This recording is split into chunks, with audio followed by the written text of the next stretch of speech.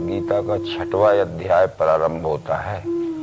अभी तक दूसरे अध्याय में ज्ञान योग, तीसरे अध्याय में कर्म योग, चौथे अध्याय में ज्ञान कर्म संन्यास योग और 5वें अध्याय में केवल संन्यास किसे कहते हैं ये बतलाया। परंतु संन्यास के विषय में भी अर्जुन को रूढ़ मानिंदी के अनुसार जो घर द्वार छोड़ देता है, काम धंधा छोड़ देता है और निष्क्रिय होके घूमता है, ऐसे मनुष्य को सन्यासी कहते हैं, ये रूढ़ मानिंदी थी। तो श्री कृष्ण जी ने आत्म संयम योग नाम के 6वें अध्याय में सबसे पहले सन्यास किसे कहते हैं ये लक्ष्यभूत कराने के लिए अर्जुन को समझाया। अनाश्रितः कर्म फलम कार्यम कर्म करोति स सन्यासी च योगी च न निरग्न च क्रिया।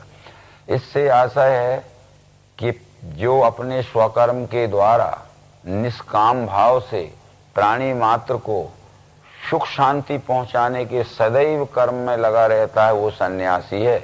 इसमें सन्यासी किसी एक वर्ग के व्यक्ति को नहीं कहा गया है, चारों वर्णों के लोग सन्यासी हो सकते हैं। ब्राह्मण का ये ज्ञान सन्यास होता है, निष्काम भाव से ज्ञान विज्ञान देना।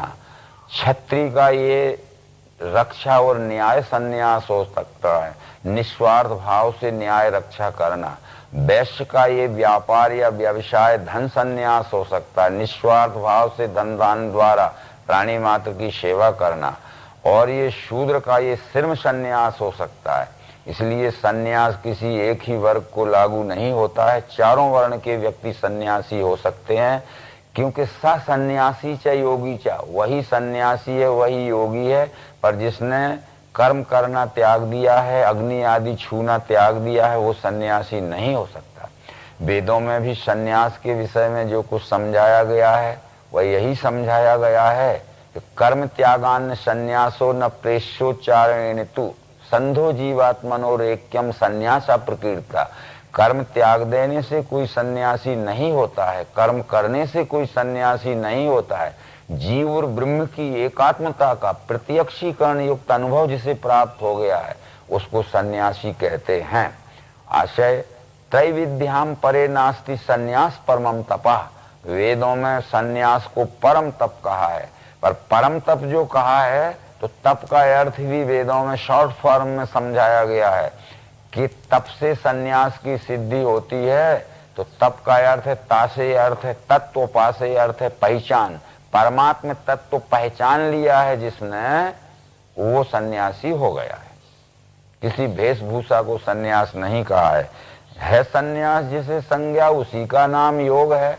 बिना संकल्प के त्यागे पार्थ योगी नहीं बने। जिसको सन्यास कहते हैं उसी का पर्यायवाची नाम योग है। परंतु सत्कर्म भी करना है, सेवा में कर्म भी करना है, परंतु उसमें स्वार्थ में सेवा नहीं होना चाहिए। यस सर्वे समारंभा काम संकल्प वर्जिता। संकल्प अच्छे विचारों को कहते हैं, विकल्प बुरे विचारों को कहते हैं। अच्छे विचारों के भी साथ में भी काम संकल्प रहता है, इसलिए निष्काम संकल्प से जो सेवा करता है वह सन्यासी हो सकता है। विषयों में नहीं प्रीति, कर्म में वीरता नहीं, संकल्प सभी त्यागे योगारूढ़ों से कहा। यानी स्वार्थ संकल्प जिसने त्याग दिए हैं वो योगारूढ़ है, वही सन्यासी है। इसके आगे आत्म संयम योग नाम के इस अध्याय का स्पष्टीकरण कहते हैं कि जब तक मनुष्य शरीर, इंद्रियां, मन, बुद्धि और चित्त इसके अनुशासित नहीं होंगे, संयमित नहीं होंगे, तब तक किसी भी कर्म में सिद्धि नहीं मिल सकती। इसलिए सबसे पहले ये आत्म निश्चय प्राप्त करने के लिए हमें शरीर, इंद्रिय, मन, बुद्धि का अनुशासित या एकाग्र रखना जरूरी है। इसलिए उसके लिए यहाँ सामान्य विधान बताया गया है कि अकेला बैठ के योगी आशा संग्रह त्याग के जीत के मन बुद्धि को आत्मा के ध्यान में रहे। तब यहाँ ये है कि जिसको सद्गुरु के द्वारा परमात्म दर्शन हो गया है, परमात्म दर्शन का निश्चय पक्का करने के लिए ये अभ्यास की स्थिति बतलाई गई है।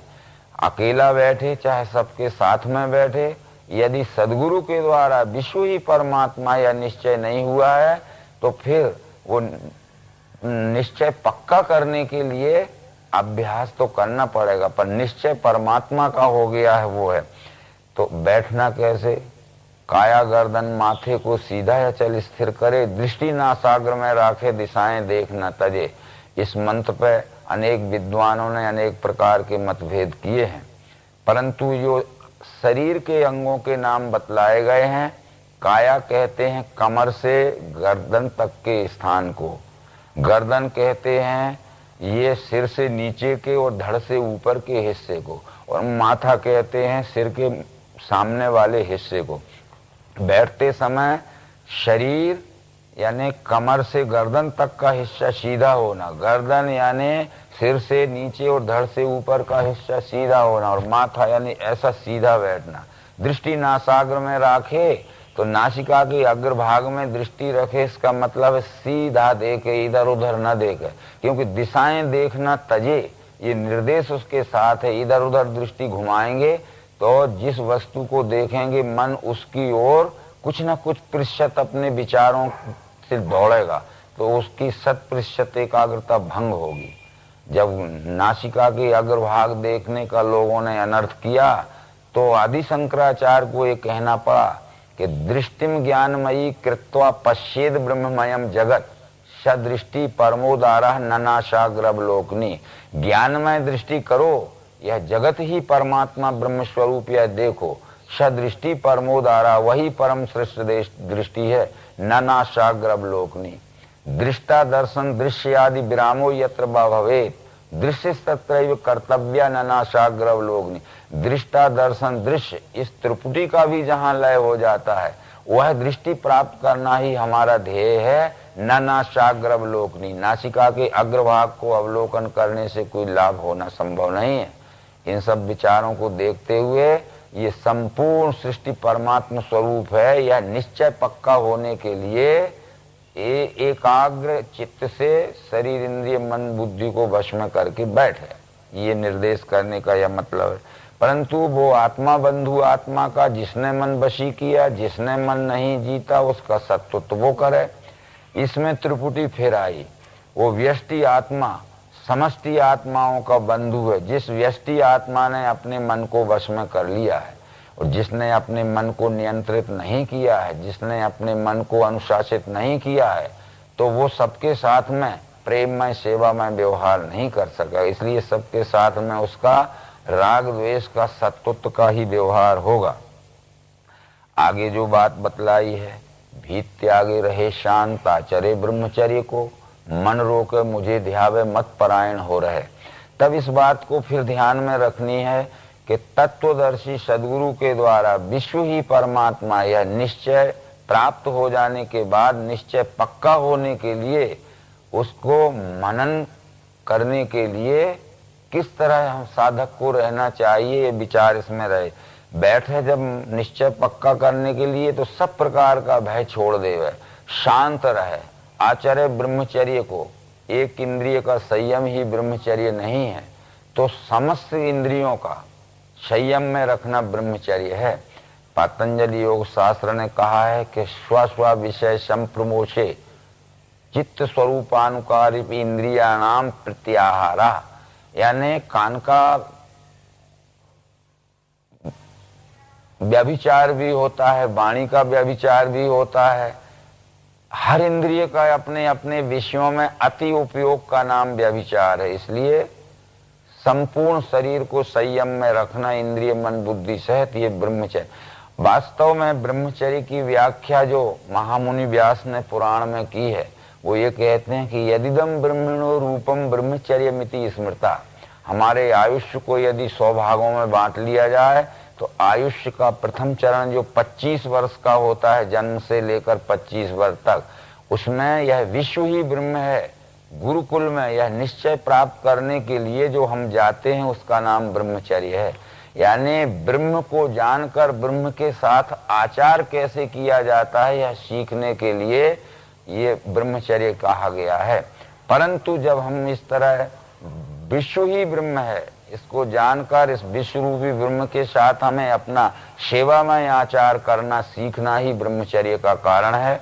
इंद्रिय संयम तो जरूरी, तब फिर हम गृहस्थ हो सकते हैं। गृहस्थ शादी कराना मात्र नहीं है, जिस वर्ण रूपी ग्रह के हम हैं उस अपने वर्ण रूपी ग्रह में हम स्थित हो जाएं।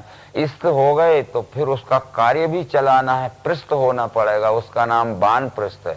यानी अपने निज निज गुण कर्म के कार्यों का विस्तार पूर्वक हमें प्रचार प्रसार अथवा उपयोग में लाना, ये वानप्रस्थ। परंतु सब प्रकार के कर्म करते हुए उसमें फलाशक्ति न रहना, ये सन्यास है।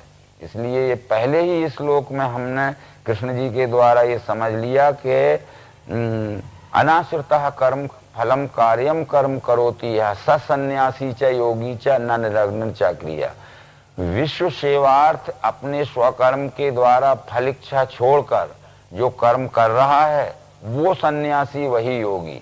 तो चारों वर्ण सन्यासी हो सकते हैं। ब्राह्मण का ज्ञान सन्यास हो गया, क्षत्रिय का न्याय रक्षण सन्यास होगा, वैश्य का आयात निर्यात व्यापार धन सन्यास होगा, और शूद्र का श्रम सन्यास हो गया। सन्यास किसी एक ही वर्ग को लागू नहीं होता है। अपने अपने स्वकर्म को फलाशक्ति छोड़कर लोकहित के लिए व्यवहार करना ही सन्यास है। और आगे जो बात बतलाई गई है, ये सब बातें शरीर के स्वस्थ अवस्था से संबंधित हैं।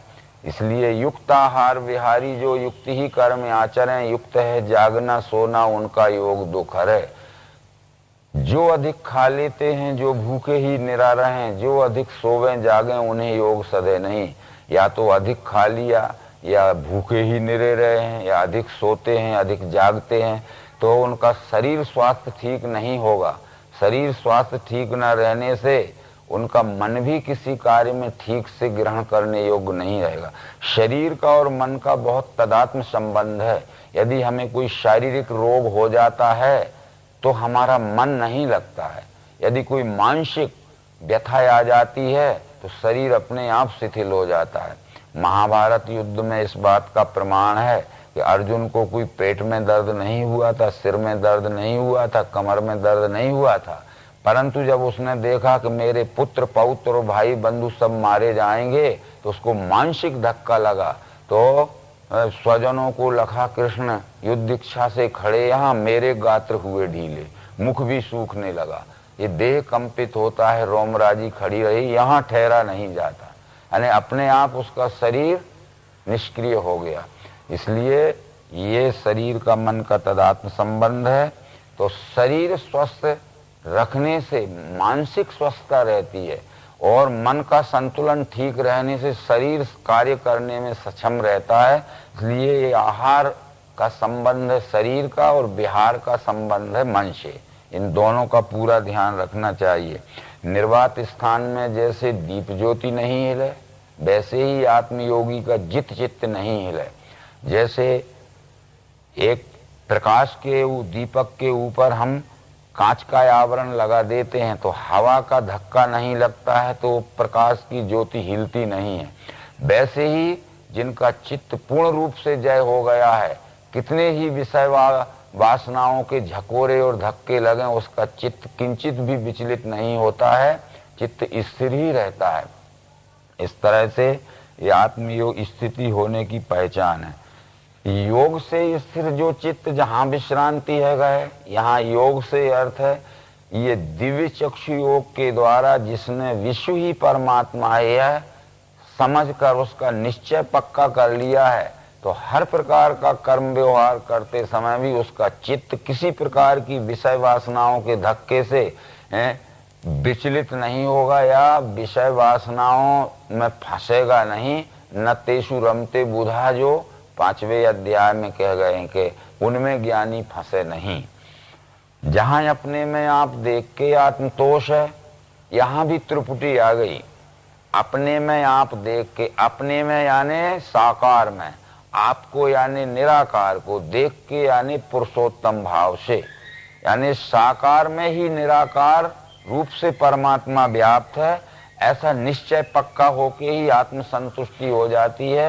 फिर किसी तरह की उसके उस अंतःकरण में संशय धर्म की स्थिति नहीं रहती। अंत का सुख जो है सो बुद्धि देखे न इंद्रियां। जो मिलने से अन्यत्र अधिक लाभ नहीं गिने, जहां ये स्थिति होगी तीव्र दुख में भी नहीं है।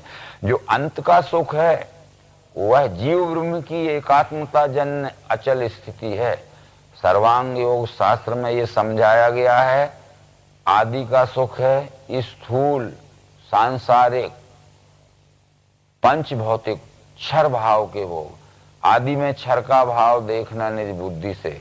मध्य का सुख है, भरी है मध्य में इसके अक्षर ब्रह्म मिठास वो, और अंत का सुख है जहां आदि और मध्य दोनों लय हो जाते हैं। अंत में पद सो पावे, वेदों में श्रेष्ठ जो कहा।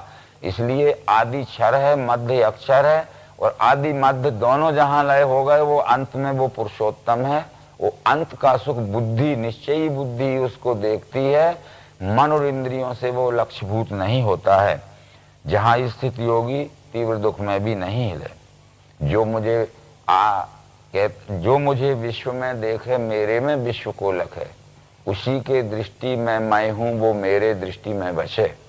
कृष्ण जी यहाँ ये कहना चाहते हैं कि जो अपने को संपूर्ण विश्व में और विश्व को अपने में अंश अंशी भाव से प्रत्यक्षीकरण की युक्ति से दिव्य दृष्टि से देख लेता है, तो बराबर उसकी दृष्टि में सदैव विश्वरूप चारों ओर देखता है। विश्वरूप पाहे पाहे चहु कड़े तोची दिसे, इस तरह से अपने को दिखता है।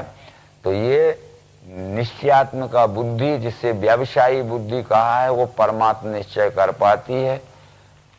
आगे का जो विचार है, आत्मा को सब भूतों में, भूतों को आत्मा में लखे। योग युक्त स्थिति वाला सर्वत्र समदृष्टि का, वो परमात्मा संपूर्ण चराचर सृष्टि में है। संपूर्ण चराचर सृष्टि परमात्मा में ही है। एक दूसरे से एक दूसरा कथन मात्र के लिए भिन्न है, सब में वह है, उसमें ही सब है, ये समझाने के लिए मात्र कहा गया है। तो इस तरह निश्चय दिव्य दृष्टि योग के द्वारा जिसको हो जाता है, ईक्षते योग युक्त आत्मा, दिव्य चक्षु योग से युक्त होकर ईक्षते यानी जो देख लेता है, जान लेता है, तो सर्वत्र समदर्शना, उसको ही सर्वत्र समदर्शन हो सकता है। ये आगे के विचार जो हैं, भूतों में स्थित मेरे को जो भजे एक दृष्टि से, ये संपूर्ण चराचर सृष्टि में एक ही परमात्मा है। इस तरह जो द्वैत दृष्टि छोड़कर मत पंथ संप्रदाय की शब्द ज्ञान की दृष्टि छोड़कर दिव्य चक्षु के अद्वैत दृष्टि से सप्रयोग देख लेता है, सो कैसे भी रहे तो भी मुझ में ही सदा रहे। फिर उसकी रहन सहन, चाहे वो शाही महल में रहे, चाहे घास के झोपड़े में रहे, चाहे सड़क के किनारे रहे, अथवा अपने शरीर की किसी भी तरह की रहन सहन पसंद हो उसको, परंतु भूतों में स्थित मेरे को जो भजे एक दृष्टि से, सो कैसे भी रहे तो भी मुझ में ही सदा रहे। इसके सरल अनुवाद बहुत से संतों ने किए हैं कि साईं से सच्चे रहो, सबसे सरल स्वभाव, चाहे लंबे बाल रखो, चाहे घोंट मुड़ाओ। ये विश्व ही परमात्मा यह जानकर ये निष्काम भाव से अपने स्वकर्म द्वारा उसकी सेवा करो, फिर चाहे तुम बाल रखो और चाहे सिर घुटाओ, इससे कोई फर्क नहीं पड़ता है। हे पार्थ, योगियों में जो सर्वत्र सुख दुख में देखे आप सरीका ही, वो योगी प्रिय है मुझे। परंतु योगी तो सब हो सकते हैं, पर वह योगी मुझे विशेष प्रिय है जो सर्वत्र सुख दुख में देखे आप सरीका ही। अपने ऊपर जो व्यक्तिगत परिस्थितियां आती हैं, जब हमारा कोई अपमान करता है तो हमें बहुत बुरा लगता है, इसी तरह हम भी किसी का अपमान करेंगे तो उसको भी उतना ही बुरा लगेगा। हमारा कोई सम्मान करता है तो हमें बहुत आनंद आता है, हम भी किसी का सम्मान करेंगे तो उसको भी आनंद आएगा। यानी जो कुछ हमारे को अच्छा और सुख शांतिमय दिखता है, वही तो सबको अच्छा और सुख शांतिमय है, क्योंकि सब में वह एक है। तो जो एक की परिस्थिति वह सबकी है, और जो सबकी परिस्थिति वह एक की है, ऐसा अनुभव जो करता है वो कैसे भी रहे तो भी मुझ में ही सदा रहे। ये बात सुनकर अर्जुन के मन में एक प्रश्न आ गया कि समत्व योग जो तुमने कहा, ये मधुसूदन, मन की चंचलता से मुझसे हो नहीं सके। ये समत्व योग कहते हैं दिव्य चक्षु योग को। ये दिव्य चक्षु योग के विचार हे श्री कृष्ण जो आपने मुझे समझाए हैं, मेरा मन बहुत चंचल है, ये चंचल मन इस समत्व योग के, दिव्य चक्षु योग के विचारों को ग्रहण करने में रुचि नहीं रखता है। तो मन चंचल है, कृष्ण ने अन्यायी दृढ़ शक्ति का, असाध्य रोकना इसका दीख है वायुषा मुझे।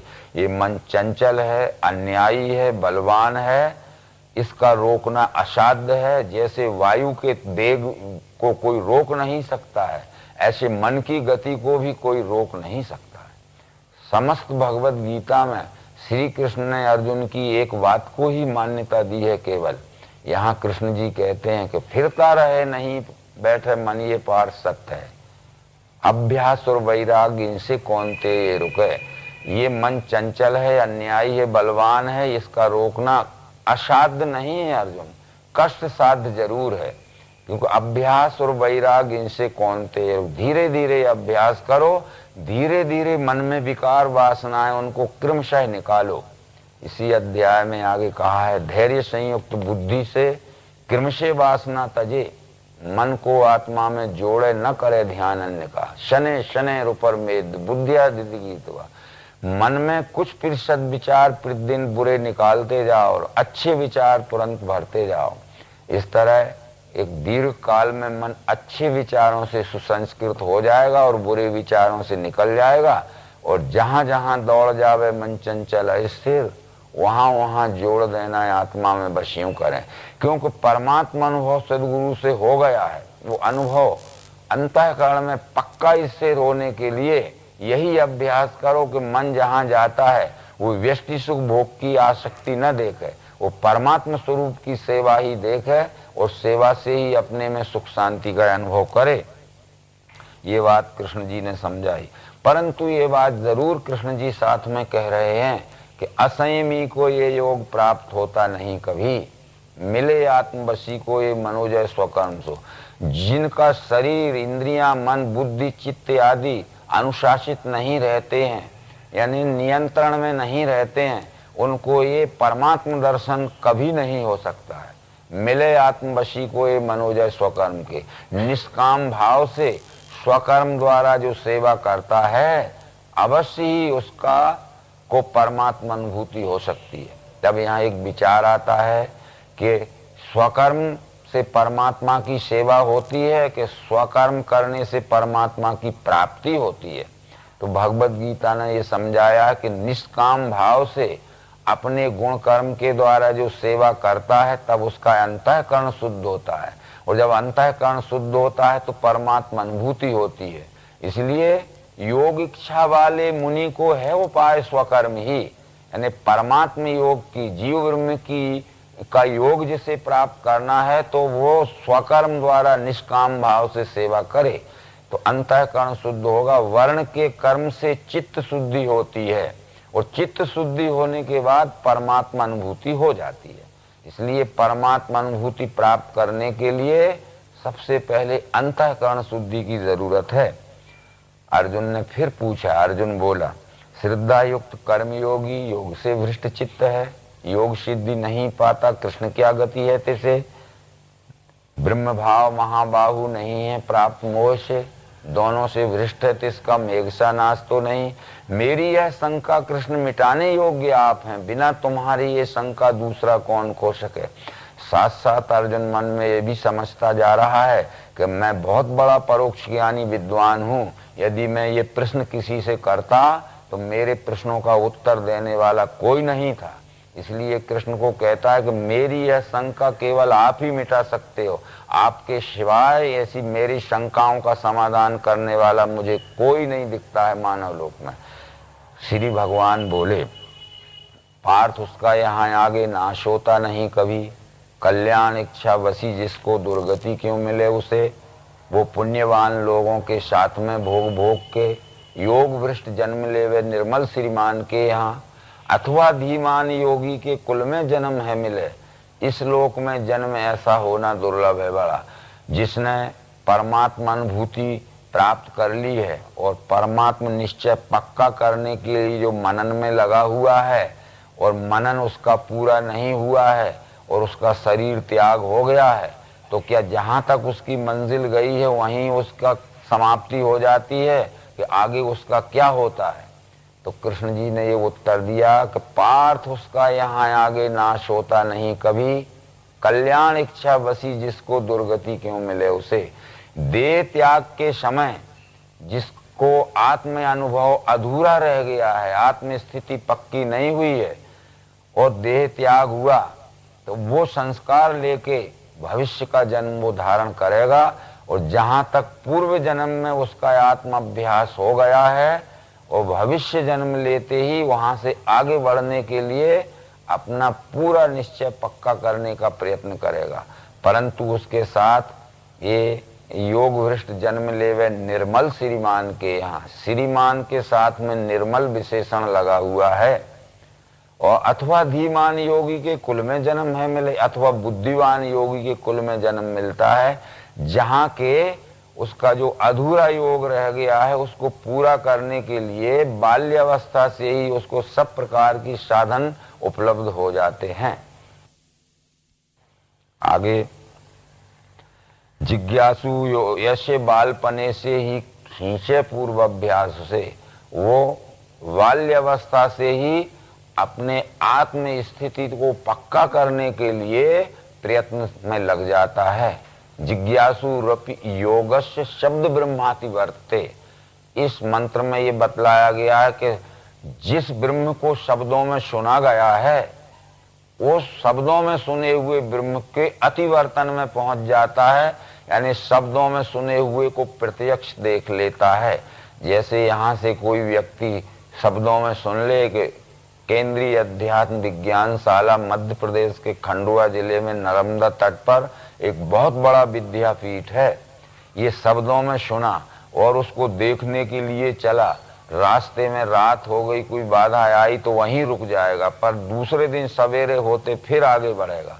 और उस शब्दों में सुने हुए विज्ञानशाला को शब्द ब्रह्म अतिवर्तते, यानी सुने हुए के अतिवर्तन में चला जाता है, यानी प्रत्यक्षीकरण में देख लेता है। क्योंकि इसका स्पष्टीकरण उपनिषदों में कहा गया है कि द्वय रूपे ब्रह्मण सस्य मूर्तम च मूर्तम एव च, द्वय रूप शब्द साकारम च निराकारम सर्वभूतेषु विस्थिता, अथवा द्वय रूपे ब्रह्म रस्तस्य, इस तरह कुछ विचार है। अनेक जन्म की सिद्धि सब पाप धुला हुआ, स्थायी उद्योग का कर्ता योगी श्रेष्ठ गति लहे। अनेक जन्म की सिद्धि उसके पास रहती है और उसके द्वैत रूपी सब पाप धुल गए हैं और अद्वैत स्थिति में पहुंचने के लिए वह निरंतर प्रयत्नशील रहता है। तो स्थायी उद्योग का कर्ता, और जो स्थायी रूप से अद्वैत स्थिति पक्की करने के लिए अभ्यास कर रहा है, तो योगी श्रेष्ठ गति लहे। वो श्रेष्ठ गति यानी जीव ब्रह्म की एकात्मता का अनुभव निश्चय उसका पक्का हो जाता है, यही उसकी श्रेष्ठ गति है। वो श्रेष्ठ गति के लिए कोई बाह्य कर्म की आवश्यकता नहीं है। तपस्वी से बड़ा योगी, ज्ञानी से भी वही बड़ा, कर्मी से श्रेष्ठ है योगी, इससे योगी एक हो। ये तपस्या करने वालों से योगी बहुत बड़ा होता है, शब्द ज्ञान कथन करने वालों से योगी बहुत बड़ा होता है। अनेक प्रकार के क्रियात्मक रोचक भयानक स्वर्ग नरक आदि के सुख भोगने के जो कर्म कांड हैं, उन कर्म कांडियों से योगी बहुत बड़ा होता है। इसलिए अर्जुन तुम योगी बनो। योगी बनने का मतलब है इस संसार में अनेक व्यष्टि के अनेक योग होते हैं, दो भिन्न वस्तुओं को एक रूपता में जोड़ देने का नाम योग है। क्योंकि पातंजल योग शास्त्र ने योग की व्याख्या की है अनेकेषु एकत्व अनुसंधानम योगा। जो ये अनेकता दिख रही है, इस अनेकता में वह एक ही है और एक का ही फैलाव इस अनेकता में तदात्मता से है। ऐसा खोज कर जिसका निश्चय पक्का हो गया है वो योगी होता है। इसलिए अर्जुन तू जीव ब्रह्म की एकात्मता का निश्चय करने वाला निश्चयी आत्मयोगी बन। यदि आत्मयोगी बन भी गया है